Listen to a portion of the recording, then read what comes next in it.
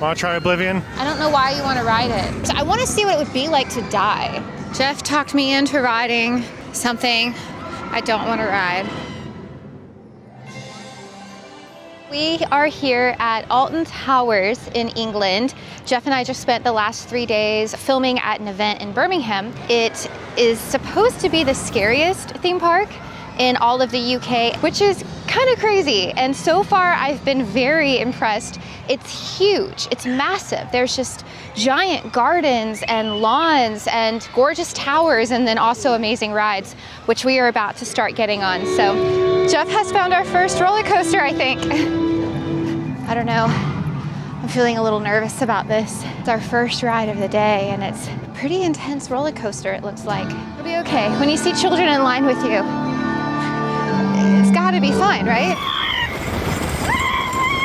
I'd give it a 7 in the terms of scariness. A little bit more intense than Space Mountain, but it wasn't, what was that one we did in Sweden? Wildfire. There was no wildfire. No, it was not a wildfire. But it was still pretty good. I think now we need some food. We want to head to the Oak and Chains Bar and Grill, and I looked it up on the app map, and it's actually pretty helpful. It's like super interactive. It's like tracking with us real time like we're in a car. Jeff got us some pepperoni pizza with hot honey on my half. So they made it for you right then. Fresh. Oh my gosh, okay. I became friends with the guy at the cart. His name was Matt, really nice. Of course you did. I know, I want to go to New York. My wife wants to go to New York. That's the thing, America's so big, there's so many. Just finished lunch, and now we are headed off to the Smiler, which is apparently a very popular roller coaster here. I'm not super excited about it because I don't love roller coasters, but it is down to a 20-minute wait. So I think we have to check it out.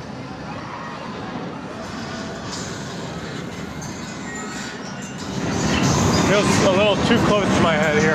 The whole queue is just going through this little maze. The queue was short, suspiciously short when it stopped moving altogether. Today the Smiler has paused operation briefly. We will be reopening shortly. Thank you. And no, it didn't open up briefly. We did not ride it because apparently it had to stop because the temperature was too high here in England for the ride to operate. So I don't know what's going on with this ride, but if it can't handle 90 degrees, which I know is hot, but it's not really that hot, that makes me nervous to ride it in general. So Want to try Oblivion?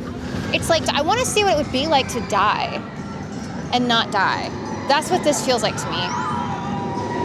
That just started back up. You never know when your breakthrough is right around the corner. And that was the case for us. And we quit. We quit too soon. Jeff talked me into riding something I don't want to ride. We're riding Oblivion, which basically is just one complete drop face forward.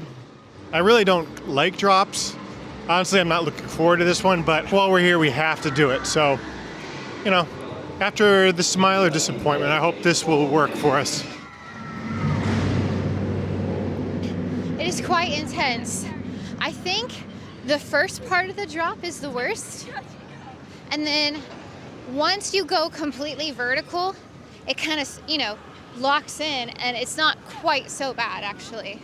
But that first tip over was quite intense.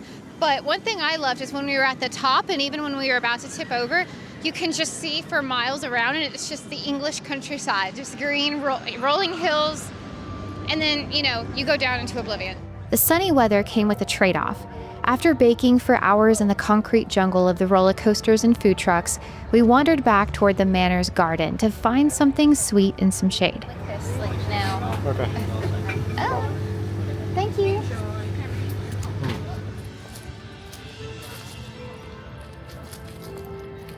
So it is so hot here today.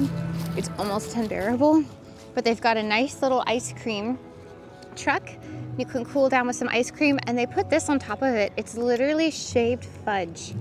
It is so good. And you can literally just sit down anywhere, you know, even if there's not tables or if they're in the sun. There's so much lawn space in the shade. It's huge here. There's always places to sit. Sweet dreams. Don't dream about the smiler. So this is our walk towards the next roller coaster.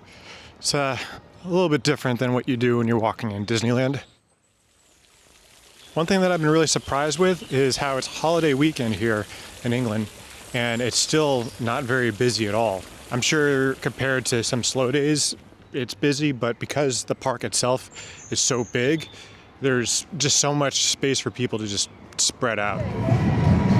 Okay, so we got Nemesis Reborn. Oh, they have 2 rides with the same name. This one's Reborn, Jessica.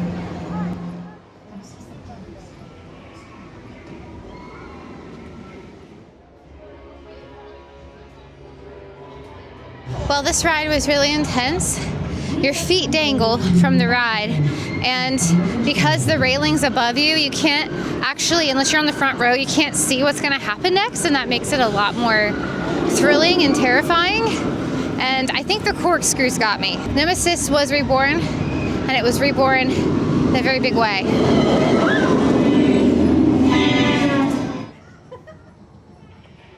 Not bad.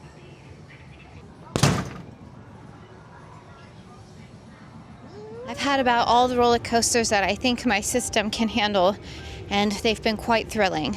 So now we're gonna take a stroll down to the gloomy woods and take that over to the towers and maybe take it easy on the lawns, explore the towers, explore the gardens, and see some of the beauty of this park before our dinner reservation tonight. It's open! It's open, it's open, it's open, it's open, it's open, it's open, it's open, it's open. Oh, get a shot of it. The gloomy wood brought us to the Curse of Alton Manor, a ride that had been closed all day. I was not ready to hear that it was now open. Oh.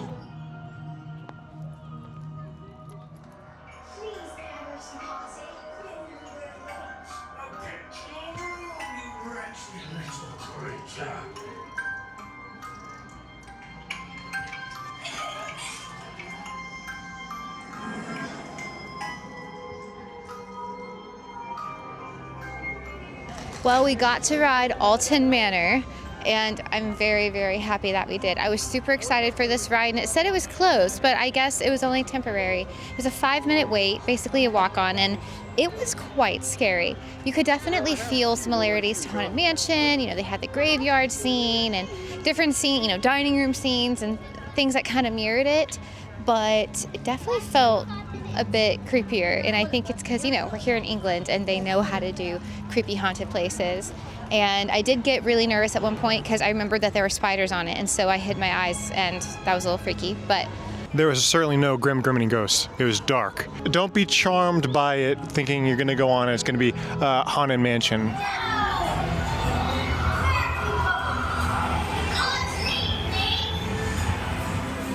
In the theme of creepy rides, we went to Hex within the tower's ruins. Without any context of what was to happen, my head was spinning.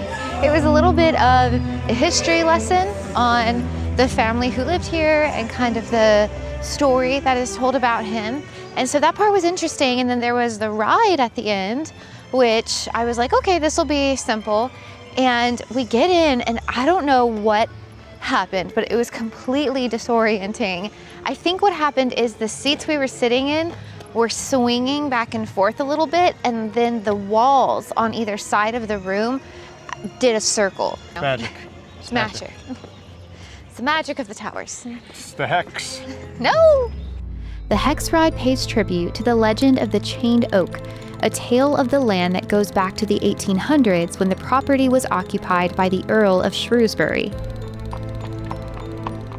Apparently, the Earl was riding home in these very woods one night when he was approached by an old beggar woman asking for money. When he refused, she cursed his household by saying, "For every branch that falls from the old oak tree, a member of your family will die."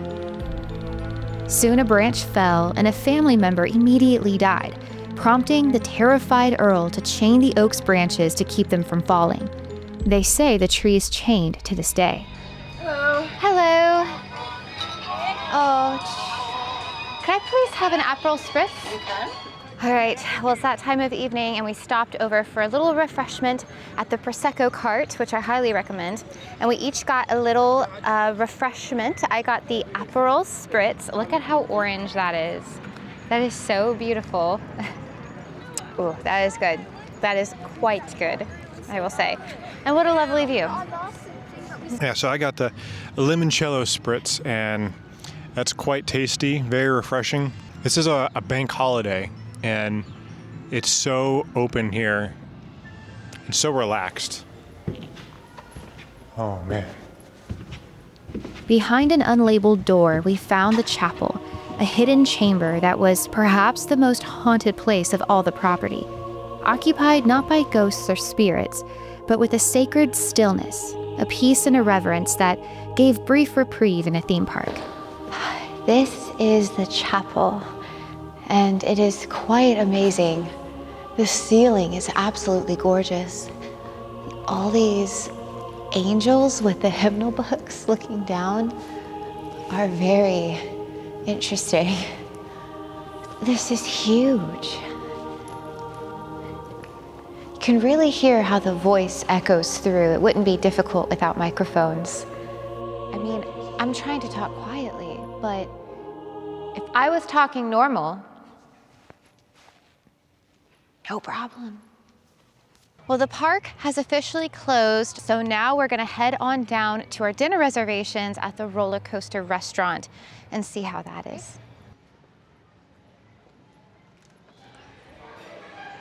Hello. We had a reservation at 8:30 for Jeff. Good Jeff. Yeah, any allergies? No. We just made it to our dinner reservation here at the roller coaster restaurant, and we have this fancy little kiosk where we're gonna order our food and drinks, and then apparently it's gonna come down this little roller coaster here. So I'm really excited to see how this works. I think we're gonna try the Thai green chicken curry. Sounds really, really good. So add to basket.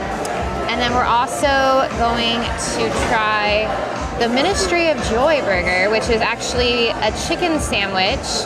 $47, not too bad. Not too shabby, not too shabby. 47 pounds. 40, yeah, that's probably a bit more. Like $60, but still.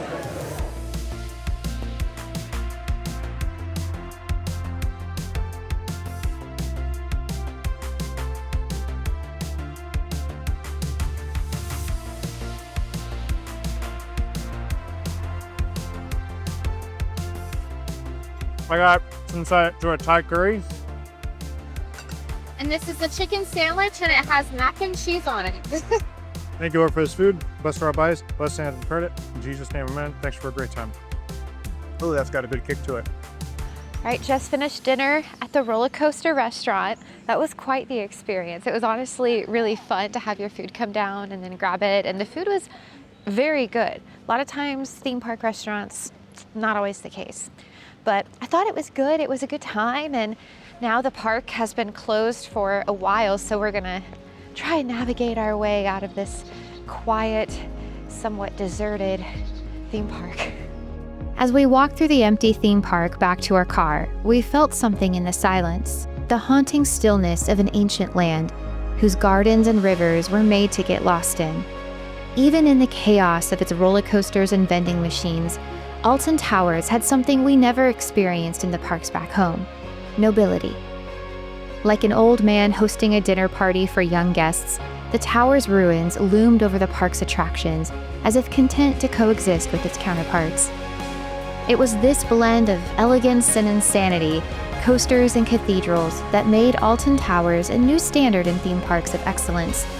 A legacy that I think even the Earl of Shrewsbury himself would enjoy, just as long as no one touched his trees. I gotta say, this park really surprised me. In your travels, wherever they may take you, if you find yourself in England, then highly recommend you check out Alton Towers. But until then, make sure if you enjoyed this video, you like it, and also subscribe to our channel so you can see where we run away off to next. Cheerio. Cheerio, mates. Last ones out of the park. Oh, Jim, no! How do you have energy?